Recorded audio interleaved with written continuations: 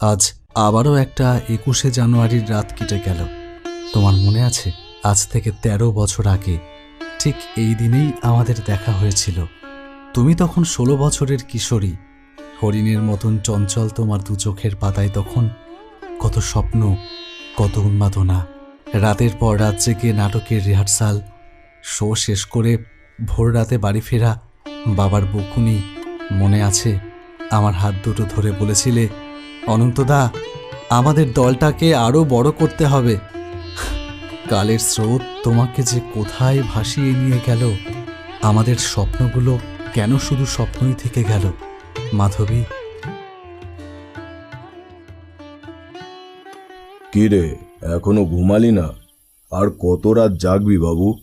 এরকম করলে তো আবার অসুস্থ হয়ে পড়বি। এ কি বাবা, তুমি এখনো জেগে আছো? তুই না ঘুমোলে আমি কি করে ঘুমোতে যাই বল দেখি? আহ বাবা, তোমাকে না কতবার বলেছি আমার জন্য তুমি জেগে বসে থাকবে না। ঠিক আছে, যাও, আমি শুতে যাচ্ছি। আর তুমিও যাও, গিয়ে শুয়ে পড়ো। হ্যাঁ হ্যাঁ, যা। কাল তো আবার তোর কলেজ, ট্রেন ধরে অতটা পথ যেতে হবে। আচ্ছা, যে চ্যাপ্টারটা আজকে তোমাদের বোঝালাম, বাড়ি থেকে তোমরা রিভাইজ করে আসবে। কালকে আমি নোটসগুলো লেখাবো। স্যার, আসবো? হ্যাঁ, এসো। স্যার, প্রিন্সিপাল স্যার আপনাকে একবার দেখা করতে বলেছে। যাচ্ছি, যাও। বলছি, কলেজের অ্যানুয়াল প্রোগ্রামের সময় তো প্রায় এসেই গেল। তা প্রিপারেশন তো এখন থেকেই নেওয়া শুরু করতে হবে। তা তোমাদের প্রিপারেশন কত দূর? আমাদের টিম তো রেডি আছে স্যার। শোয়ের আগে কদিন স্টেজ রিহার্সাল করিয়ে নেব, তাতেই হবে। আর গানের ব্যাপারটা তো আমি জানি না, ওটা আপনি একটু অরুন্ধতী ম্যামের সাথে কথা বলে নেবেন। সে নাচ গান নিয়ে আমার অত মাথা ব্যথা নেই, ওটা আমাদের কলেজের মুখ্য বিষয় না।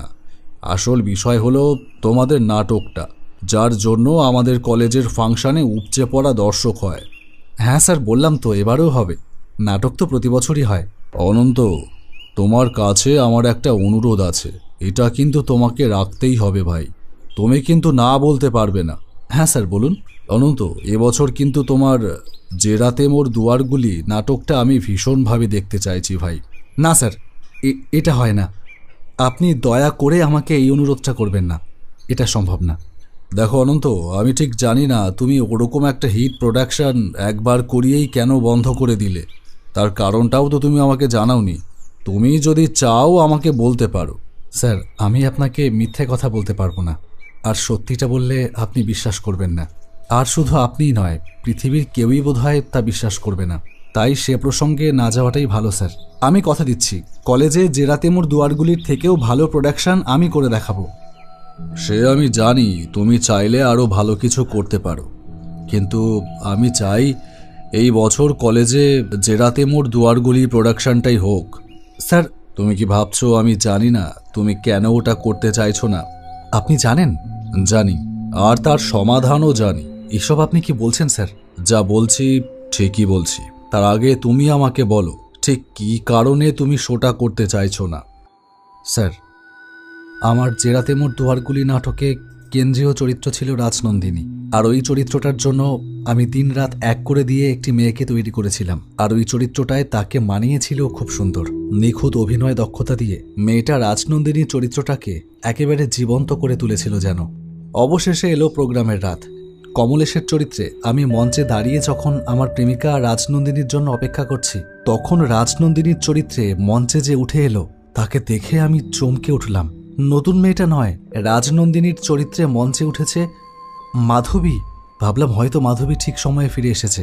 তাই সেই মুহূর্তে আনন্দে আর নিজেকে ধরে রাখতে পারলাম না। আমার জীবনের সবটুকু নিংড়ে দিয়ে অভিনয় করলাম সেই মঞ্চে। কিন্তু নাটক শেষ হলে যখন আমি গ্রিন রুমে ঢুকলাম, কোথায় মাধবী? রাজনন্দিনীর মেকআপে দাঁড়িয়ে আছে সেই নতুন মেয়েটাই। কি করে এমনটা হলো আমি জানি না স্যার। না, এটা আমার মনের ভুল নয়। আমি যা দেখেছি সেটা সত্যি, কিন্তু তা অন্যের কাছে বিশ্বাস করাটা খুব একটা সহজ ব্যাপার নয়। তারপর থেকে আমি আর ওই নাটকটাকে মঞ্চে তুলি না, আর তুলতে পারবও না। বিশ্বাস অবিশ্বাসের ব্যাপার নয়, তুমি যেটা দেখেছো সত্যি বলতে সেটা আমিও বিশ্বাস করতে পারলাম না। হ্যাঁ, তোমার দেখাটা হয়তো সত্যি, কিন্তু সেটা শুধু তোমার কাছে। সে বিষয় নিয়ে আমি আর তর্ক বাড়াতে চাইছি না। তবে জেরাতেমুর দুয়ারগুলি নাটক এই বছর আমার কলেজে পারফর্ম হবে। আর শুধু তাই না, রাজনন্দিনীর চরিত্রে মাধবী অভিনয় করবে। তা কি করে সম্ভব স্যার? মাধবী কোথায় আছে এত বছরে তার কোনো খবর পাওয়া যায়নি। সমস্ত social media, print media, police কেউ কিচ্ছু করতে পারেনি। মাধবীর খবর কিন্তু আমার কাছে আছে। স্যার, আপনি সত্যি বলছেন? হ্যাঁ, আমি সত্যিই বলছি। মাধবী তো আমাদের কলেজেরই ছাত্রী ছিল। তার খোঁজ যখন কেউই দিতে পারল না, তখন আমি আমার এক বিশেষ বন্ধুকে ব্যাপারটা জানাই। সে গোয়েন্দা বিভাগের সিনিয়র অফিসার। তার মারফত একটি খবর আমি পেয়েছি। কি খবর স্যার? সেটা তোমার জন্য খুব একটা ভালো খবর বোধহয় নয়, তবু বলি। বর্ধমান জেলার আদিনাথপুর নামের একটি গ্রামে মাধবী রয়েছে। সেখানের একটি ছেলেকে সে বিয়ে করে সংসার করছে। একটি সাবালিকা মেয়ে নিজের ইচ্ছায় বিয়ে করেছে। এখানে তো আইন কিছু করতে পারবে না। আর মাধবীর পরিবারের পক্ষেও সেখান থেকে তাকে জোর করে ফিরিয়ে আনাও সম্ভব না। তারা এতদিনে মেয়ের শোক সামলে নিয়েছে। তাই শুধু শুধু এই খবরটা দিয়ে আবার একটা বিশৃঙ্খলা সৃষ্টি করতে চাইছি না। তবে আমি একজন শিক্ষক হিসাবে মাধবীকে আবার কলেজে ফিরিয়ে আনতে চাইছি। আমি চাইছি ও আবার নাটকের মঞ্চে ফিরে আসুক। তার সংসারটা ভেঙে যাক, সেটা আমি চাই না। আমি আশা করব তুমিও সেটা চাইবে না। কিন্তু একটা মেয়ে হারা পরিবার যাতে তার মেয়েকে ফিরে পায়, সেই ব্যবস্থাটুকু তো আমরা করতেই পারি। এখন আপনি আমাকে কি করতে বলছেন? তুমি কালই বেরিয়ে পড়ো। আমি তোমাকে সঠিক ঠিকানার লোকেশনটা দিয়ে দিচ্ছি। তুমি বিভূতিভূষণ কলেজের সংস্কৃতি বিভাগীয় প্রধান হিসেবে মাধবীকে অ্যাপ্রোচ করতে যাবে। আশা করি তাতেই কাজ হবে। পরদিন ট্রেন ধরে বেরিয়ে পড়লাম আদিনাথপুর গ্রামের উদ্দেশ্যে।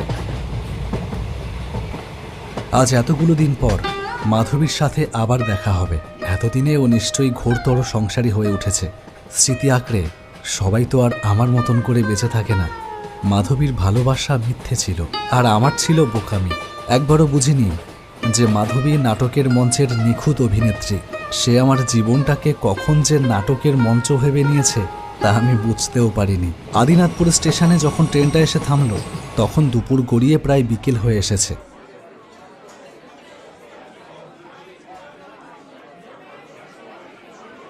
ফোনটা বার করে একবার লোকেশনটা দেখে নিলাম। লোকেশনটার জায়গায় বাড়ির নামটাও আগে লক্ষ্য করিনি। এখন দেখলাম সেটার নাম দেখাচ্ছে পিশাচ বাড়ি। তার আশেপাশেও কোনো লোকবসতি নেই। এই পিশাচ বাড়িতেই কি মাধবী থাকে? নিশ্চয়ই কিছু গড়বড় আছে, গিয়েই বরং দেখা যাক। মম জীবন যৌবন মম অখিল ভুবন। সেই এক কণ্ঠস্বর। এই সুর চিনতে আমার কোনো অসুবিধে হলো না। তবে আজ যেন আমার সেই চেনা সুরের সাথে অনেকটা বিষাদ মিশে আছে। বাড়িতে কেউ আছেন? কে? আমি অনন্ত সিংহ রায়। একটু বাইরে আসবেন? অনন্তদা, তুমি? যাক, চিনতে পেরেছেন তাহলে। তা আপনার হাজবেন্ড কোথায়? আমি কিছু দরকারে এসেছিলাম। হ্যাঁ, ও তো এখন বাড়িতে নেই। তুমি কি দরকারে এসেছো আমাকে বলো। ভেতরে আসতে বলবেন না? না মানে আসলে আচ্ছা এসো। আমাকে কলেজ থেকে পাঠিয়েছে। আমাদের কলেজের অ্যানুয়াল ফাংশন আগামী মাসে। আপনিও তো আমাদের কলেজেরই একটি নাটকের অভিনয় করতেন, যে রাতে মোর দুয়ারগুলি। কলেজ চাইছে ওই নাটকটাকেই আরেকবার মঞ্চে ফিরিয়ে আনতে। তার জন্যই আপনার কাছে পাঠিয়েছে। আমি কি করতে পারি? কলেজ চাইছে রাজনন্দিনী চরিত্রটা আপনিই করুন। অনন্তদা, তুমি আমাকে আপনি আপনি করো না। আমি জানি আমি তোমার সঙ্গে অন্যায় করেছি, কিন্তু আমি নিরুপায়। আর আমি এখান থেকে কোথাও যেতে পারবো না।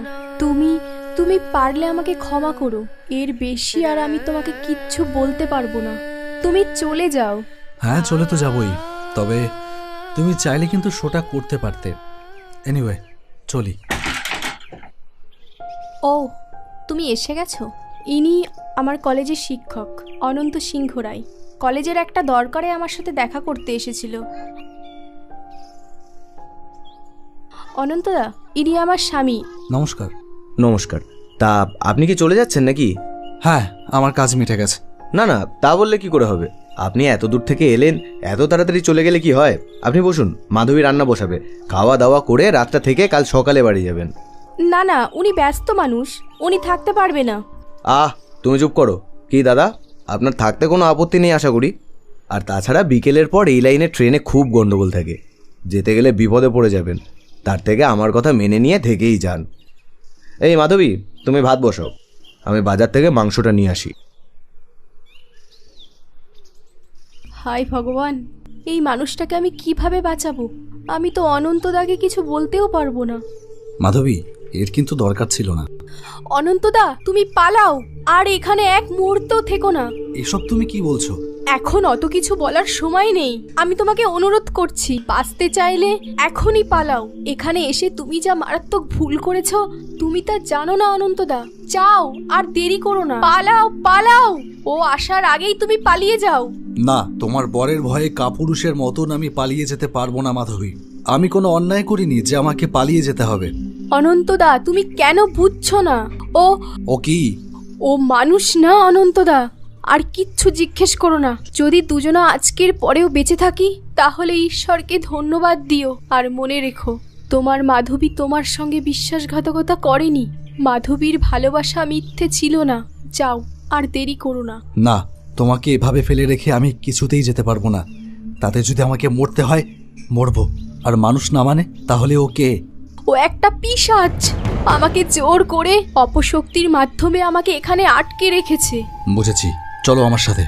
আমি এই বাড়ির গণ্ডির বাইরে বেরোতে পারি না। ও প্রেত মায়া দিয়ে এই বাড়ির চারপাশে এক অদৃশ্য প্রাচীর তুলে রেখেছে, যার বাইরে বেরোবার শক্তি আমার নেই।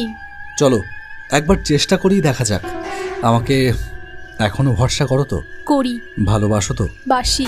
তাহলে আর দেরি করো না, 1 মিনিট দাঁড়াও।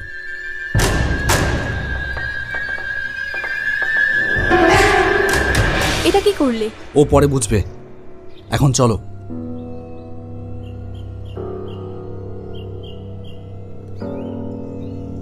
এ কি, কোথায় যাচ্ছ দুজনে? সর্বনাশ, যে ভয়টা পাচ্ছিলাম সেটাই হলো। চন্ডা, তোর এত বড় সাহস! তুই মাধবীকে আমার কাছ থেকে কেড়ে নিতে এসেছিস? হ্যাঁ, এসেছি, আর নিয়েও যাচ্ছি। তুই পারলে ঠেকা। চন্ডা, দাঁড়া দাঁড়া!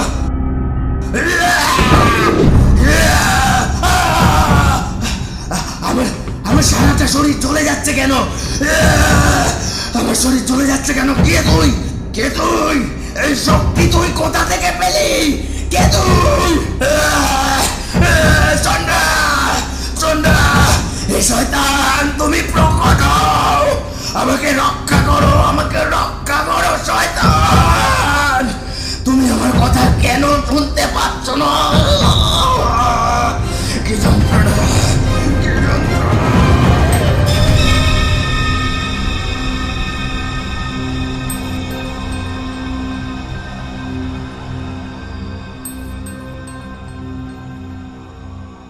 আর কোনো ভয় নেই, সব ঠিক হয়ে গেছে। কিন্তু তুমি কিভাবে? আরে বাবা, জীবনে এত ভূত প্রেত পিশাচের খপ্পরে বারবার পড়তে হয়। সেই জন্য ভাবলাম যে বারবার পালিয়ে না বেঁচে এবার আত্মরক্ষার জন্য কিছু একটা করা দরকার। ভালো এক তান্ত্রিকের খোঁজ পেলাম। তিনিই আমাকে একটা গাত্রবন্ধনী মন্ত্র শিখিয়ে দিয়েছিল। আগে কোনোদিনও অ্যাপ্লাই করিনি, আজকেই প্রথম। কাজ হবে কিনা তাও জানতাম না, তবে তার উপর বিশ্বাস ছিল। আর বিশ্বাসে মিলায় বস্তু। এবার তুমি বলো দেখি, তোমার কেসটা কি? এই আদিনাথপুরে একবার একটা বিশেষ দরকারে আসতে হয়েছিল। সেখানেই ও আমাকে প্রথমবার দেখে, আমাকে প্রেমের প্রস্তাব দেয়। আমি তা ফিরিয়ে দিই। আমি জানতেও পারিনি ও কখন আমাকে ফলো করে রায়পুর চলে আসে। আমাকে পাওয়ার জন্য ও পাগল হয়ে যায়। কিন্তু কোনোভাবেই যখন আমাকে ওর নাগালের মধ্যে পায় না, তখন শুরু করে অন্য পথে হাঁটা। এই পৃথিবীতে যেমন শুভ শক্তি আছে, তেমন অশুভ শক্তিও আছে। শয়তান নামে এক অশুভ শক্তি আছে, যার আরাধনা করলে একটা পর্যায়ে শয়তানের শক্তি অর্জন করা যায়। তখন সে আর মানুষ থাকে না, সে হয়ে যায় শয়তানের অংশ। তখন অপশক্তির মাধ্যমে সে অনেক কিছু করতে পারে। সেই শক্তি প্রয়োগ করে সে আমাকে বশীকরণ করে এখানে টেনে আনে। কিন্তু আমার কোনো ক্ষতিও করতে পারিনি, কারণ যে মানুষ থেকে শয়তানে পরিণত হয়, সে যদি মানুষের সাথে মিলনে লিপ্ত হয় তাহলে তার সমস্ত শক্তি ধ্বংস হয়ে যায়। তাই ও চেয়েছিল আমাকেও শয়তানে পরিণত করতে। আসছে কালকুট অমাবস্যায় ও আমাকে শয়তান মন্ত্রে দীক্ষা দিত। যাক, আমি তাহলে ঠিক সময়ই চলে এসেছি। অনন্তদা, এতদিন বুকটা দাবানলের মতন জ্বলছিল, আজ সে আগুন নিভে গেল। শান্তি।